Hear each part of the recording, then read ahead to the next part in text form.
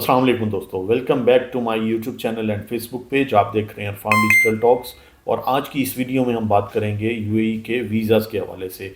UAE के जितने भी वीज़ाज़ हैं उसके हवाले से डिटेल के साथ आपको बताऊंगा वन बाय वन क्या सूरत हाल चल रही है, क्या अपडेट्स हैं, सारा कुछ आज इस वीडियो में हम डिस्कस करते हैं। तो नंबर वन बात कर लेते हैं फैमिली वीज़ा के हवाले से। अगर आप अपनी फैमिली को यहाँ पे इन्वाइट करना चाहते हैं या आप अपनी फैमिली का यहाँ पे वीज़ा रिन्यू करना चाहते हैं तो आपका फैमिली का वीज़ा रिन्यू भी हो जाएगा और आप नया वीज़ा भी रेजिडेंट वीज़ा अप्लाई कर सकते हैं अपने फैमिली मेम्बर्स का। तो इस हवाले से कुछ वीक्स कबल सिस्टम में कुछ ग्लिच था और इसके अलावा सिस्टम अपग्रेड हो रहा था, कुछ अपडेशन चल रही थी यहाँ पे। तो उसके हवाले से कुछ वीज़ाज़ जो थे वो रिजेक्ट होना शुरू हो गए। उसमें एम्प्लॉयमेंट भी थे और कुछ लोगों के फैमिलीज़ के वीज़े भी रिजेक्ट हुए हैं। तो इस हवाले से अभी लेटेस्ट अपडेट यही है कि फैमिली का वीज़ा आप न्यू अप्लाई करना चाहते हैं या वीज़ा रिन्यू करना चाहते हैं, इनसाइड कंट्री हैं, तो आपकी फैमिली का वीज़ा रिन्यू हो जाएगा। मैंने रिसेंटली एक फैमिली का वीज़ा रिन्यू किया है, विद प्रूफ में आप लोगों से बात कर रहा हूँ कि ये वीज़ा रिन्यू हो रहा है। आप ये वीज़ा फैमिली का रिन्यू कर सकते हैं। नंबर टू बात करते हैं एम्प्लॉयमेंट वीज़ा की। अगर आप सेम कंपनी में अपने वीज़े को रिन्यू करना चाहते हैं तो वो आपका वीज़ा रिन्यू हो जाएगा, उसके लिए कोई प्रॉब्लम नहीं है। अगर आप कंपनी चेंज भी करना चाहते हैं तब भी आपका इनसाइड कंट्री वीज़ा चेंज हो जाएगा। ये 2 से 3 वीज़े मैंने अभी रिसेंटली चेंज करवाए हैं, कंपनी टू कंपनी उनके वीज़े प्रोसेस हुए हैं, तो वो वीज़े लग रहे हैं। डेफिनेटली प्रॉब्लम थी, सिस्टम में ग्लिच था, कुछ प्रॉब्लम्स थी, वो क्लियर हो गई हैं। अब मोस्टली जितने भी वीज़े हैं वो सारे अभी रिन्यूअल है।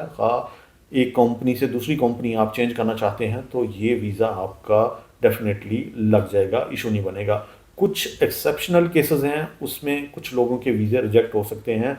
वो अब सिस्टम की वजह से भी हो सकता है या कुछ मिसिंग डॉक्यूमेंट्स की वजह से भी हो सकता है, या कंपनी की अपनी जो भी कुछ अगर ऑफिशियल रिक्वायरमेंट है अगर वो पूरी नहीं करती तो उसकी वजह से भी हो सकते हैं। लेकिन इसका कोई भी बंदा कंफर्म नहीं बता सकता। लेकिन मोस्टली लोगों के वीज़े रिन्यू भी हो रहे हैं और कंपनी टू कंपनी चेंज भी हो रहे हैं। नंबर 3 बात करते हैं उन लोगों की जो फ्रेशर हैं, विजिट वीज़े पे यहाँ यूएई में मौजूद हैं। वो अगर नई कंपनी को ज्वाइन करना चाहते हैं, नया वीज़ा एम्प्लॉयमेंट वीज़ा अप्लाई करेंगे तो उस हवाले से क्या अपडेट हैं।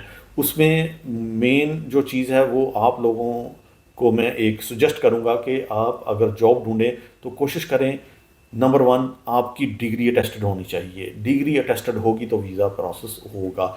अगर आपकी डिग्री अटेस्टेड है फिर आप अप्रोच करें बिग ग्रुप्स को, जो बड़े ग्रुप हैं यहाँ पे, जो मशहूर कंपनीज़ हैं वो आप गूगल से सर्च कर सकते हैं। गूगल को सर्च करेंगे तो वहाँ पे आप उनकी लिस्ट को आप नोट डाउन कर लें और फिर उसके बाद आप उन कंपनीज़ को अप्रोच करें।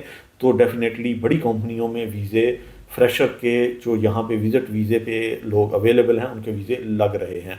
तो कोशिश करें बड़े ग्रुप में जाएं, वहाँ पे आपका वीज़ा प्रोसेस हो जाएगा। लेकिन कोई ऐसी कंपनी जिसमें सिर्फ 1-2 एम्प्लॉयज़ हैं वो आपके लिए प्रॉब्लम बन सकती है। हो सकता है आपका वीज़ा अप्रूव ही ना हो सकता है जब आप लेबर के लिए अप्लाई करें तो लेबर में ही आपके डॉक्यूमेंट्स रिजेक्ट हो जाएं। तो ये डिपेंड करता है कंपनी पे। बिग कंपनीज में वीज़े लग रहे हैं इनसाइड, कोई इशू नहीं है।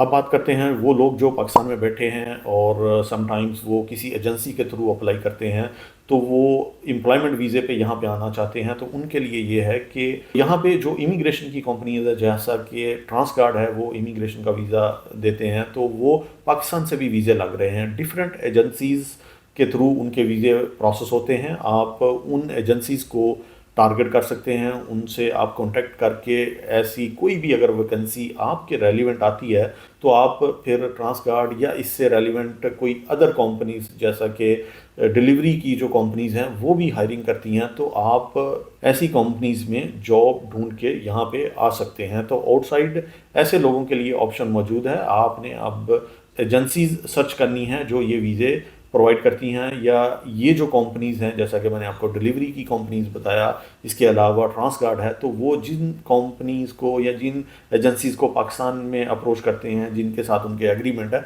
उनको आप टारगेट करें तो आप यहाँ पे आ सकते हैं। अब यहाँ पे एक चीज़ आपने लाजमी समझनी है कि डायरेक्ट एम्प्लॉयमेंट वीज़ा पाकिस्तान से नहीं लग रहा। फॉर एग्जांपल यहाँ पे एक मेनलैंड की कंपनी है या कुछ ऐसी कंपनीज हैं वो डायरेक्ट पाकिस्तान से कुछ हायरिंग करना चाहें तो वो ऐसा पॉसिबल नहीं है, और ना ही आप अपनी पेमेंट दे के किसी के झांसे में आके अपनी पैसे को भी ज़ाया मत कीजिएगा। कोई वीज़ा ऐसा नहीं लग रहा, और ना ही आप किसी आज़ाद वीज़े की तरफ जाएं और ना ही इन्वेस्टर वीज़े की तरफ जाएं, क्योंकि डेस्परेट होके इंसान डिसीजन ले लेता है, लेकिन उसके बाद फिर प्रॉब्लम्स जो भी आती है वो फिर ऐसी प्रॉब्लम होती है कि उसमें बंदा ऐसा फंसता है कि उसका फिर कोई हल नहीं निकलता। तो आपने कभी भी आज़ाद वीज़ा नहीं लेना और ना ही इन्वेस्टर वीज़ा लेना है, वरना आपके लिए बहुत ज़्यादा प्रॉब्लम बन सकती है। तो ये जो आउटसाइड वीज़े लग रहे हैं वो सर्टेन क्राइटेरिया के ऊपर लग रहे हैं और कुछ खास कंपनीज के लग रहे हैं।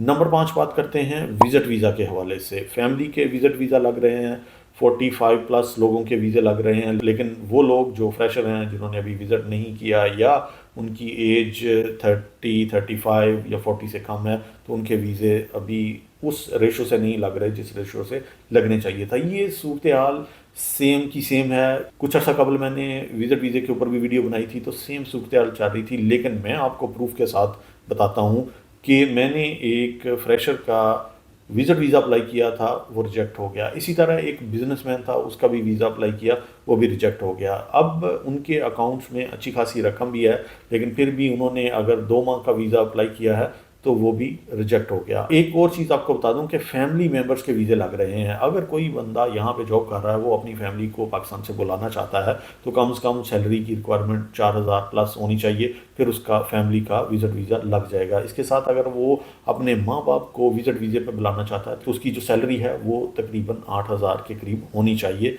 इसके अलावा आप फ्रेंड्स एंड फैमिली मेम्बर्स या अदर जो भी आपके कज़न्स हैं, आप उनको बुलाना चाहते हैं या आप अपने फ्रेंड्स को बुलाना चाहते हैं, तो आपकी सैलरी मिनिमम 15,000 होनी चाहिए, तब जाके आप उन लोगों को बुला सकते हैं यहाँ पे विजिट वीज़े पे।